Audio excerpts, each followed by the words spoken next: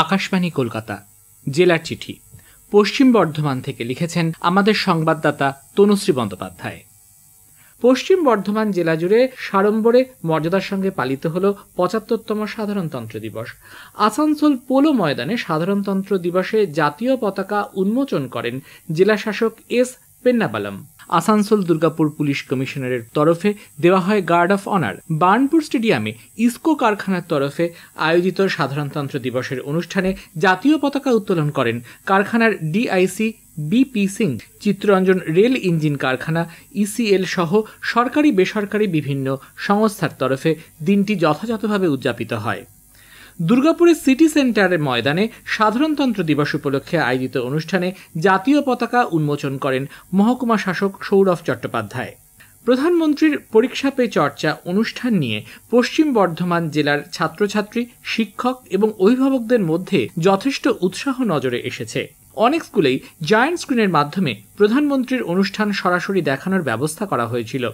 পড়ুয়াদের মতে প্রধানমন্ত্রীর আলাপচারিতা তাদের কঠিনতম পথকে অনেক সহজ করে দিল। অযোধ্যায় রাম মন্দিরের রামলালার প্রাণ প্রতিষ্ঠা উপলক্ষে পশ্চিম বর্ধমানেও ভক্তি আর আবেগের বন্যা বয়ে যায়। কয়েকদিন আগে থেকেই চলে তার প্রস্তুতি। প্রধানমন্ত্রীর স্বচ্ছ তীর্থ কর্মসূচিতে সাড়া দিয়ে জেলার বিভিন্ন মন্দির, ধর্মীয় স্থানগুলি পরিষ্কার পরিচ্ছন্ন করা হয়। কাঁকসার প্রাচীন আড়া রারেশ্বর শিব মন্দির, গলসি এবং দুর্গাপুরে বিভিন্ন মন্দিরে ঝাড়ু হাতে পরিষ্কার করেন সাংসদ এস আলুওয়ালিয়া। জেলার ছোট বড় বিভিন্ন মন্দিরগুলিকে ফুল আর আলোকমালায় সাজিয়ে তোলা হয়। আসানসোল, রানীগঞ্জ, জামুরিয়া, দুর্গাপুর, পানাগড়, অন্ডাল, উখড়া সহ বিভিন্ন এলাকা আলোকমালায় সেজে ওঠে। কলসযাত্রা, হোমযজ্ঞাদি, পুজো পাঠ, নাম সংকীর্তন, হনুমান চালিসা পাঠ, নরনারায়ণ সেবা ইত্যাদির আয়োজন করা হয়। পানাগড় রণডিহা মোড়ে রাম ভক্তরা রক্তদান শিবিরের আয়োজন করেন। সকালে ৫০০ জন মোটর বাইক মিছিল বের করেন। হোম যজ্ঞ ভজনের পাশাপাশি সাধারণ মানুষের মধ্যে হনুমান চালিসা, রামায়ণের সুন্দরকাণ্ড পুস্তিকা বিতরণ করা হয়। অযোধ্যায় রামলালার প্রাণ প্রতিষ্ঠার মাহেন্দ্রক্ষণে রণডিহা মোড়ে রাম মন্দিরের ভিত পুজো করা হয়। কেন্দ্রীয় সরকারের বিভিন্ন জনমুখী প্রকল্পকে সাধারণ মানুষের কাছে পৌঁছে দেওয়ার জন্য প্রধানমন্ত্রী ১৫ই নভেম্বর ঝাড়খণ্ড থেকে বিকশিত ভারত সংকল্প যাত্রার সূচনা করেন। গত ১০ তারিখ সংকল্প যাত্রার সুসজ্জিত ট্যাবলো এসে পৌঁছায় দুর্গাপুরের ৪ নম্বর ওয়ার্ডের নতুন পল্লীতে। সেখানে শিবির করে উজ্জ্বলা গ্যাস যোজনা সহ কেন্দ্রের বিভিন্ন প্রকল্পে উপভোক্তাদের নাম নথিভুক্ত করা হয়। উপস্থিত ছিলেন সাংসদ এস আলুওয়ালিয়া।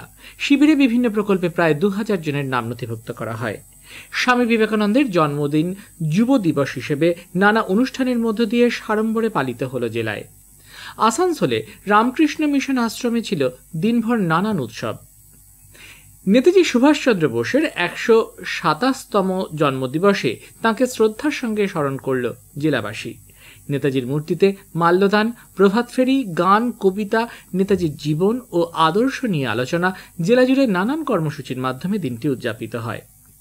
আসানসোলে মহিশিলায় ভাস্কর সুশান্ত রায় তাঁর শীষমহলে নেতাজির মোমের মূর্তি স্থাপন করেন। সারা দেশের সঙ্গে পশ্চিম বর্ধমান জেলাতেও পালিত হল জাতীয় ভোটার দিবস। জেলা শাসকের কার্যালয়ে ভোটার দিবস উপলক্ষে আয়োজিত অনুষ্ঠানে নতুন ভোটারদের হাতে সচিত্র পরিচয়পত্র তুলে দেন জেলা শাসক। ভোটার তালিকার কাজ ভালোভাবে করার জন্য প্রশাসনের আধিকারিক ও কর্মীদের সম্মানিত করার পাশাপাশি ভোটারদের সচেতন করতে আয়োজিত বিভিন্ন প্রতিযোগিতায় স্থানাধিকারীদের হাতে পুরস্কার তুলে দেওয়া হয়। নতুন প্রজন্মের ছেলে মেয়েদের মাছের প্রতি উৎসাহিত করতে গত সপ্তাহে দুর্গাপুর স্টিল টাউনশিপের রবীন্দ্র ভবনে হয়ে গেল মাছে ভাতে বাঙালি উৎসব।